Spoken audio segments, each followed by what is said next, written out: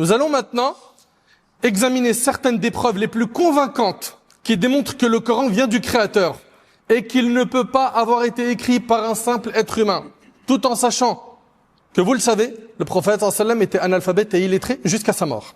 L'un des aspects miraculeux du Coran est qu'il a été préservé par la tradition orale.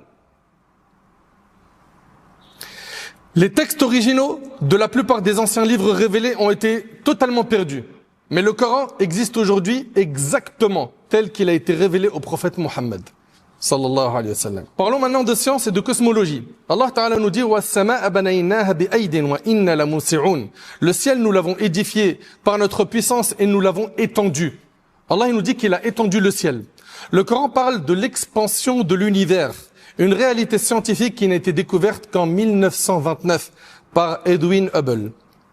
Comment un livre ancien de 1400 ans pouvait-il contenir cette information?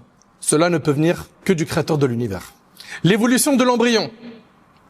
Plusieurs versets attirent l'attention des gens sur leur propre création.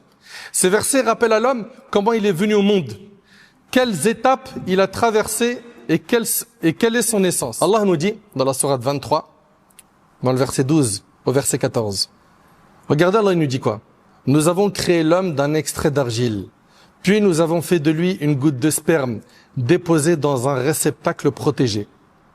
Puis nous avons fait de la goutte un caillot de sang, dont nous avons créé un embryon, en lequel nous avons créé des os, que nous avons ensuite revêtus de chair, puis l'avons transformé en une autre création.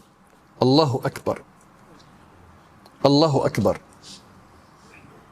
Y a-t-il un doute que le Coran est le livre du Créateur?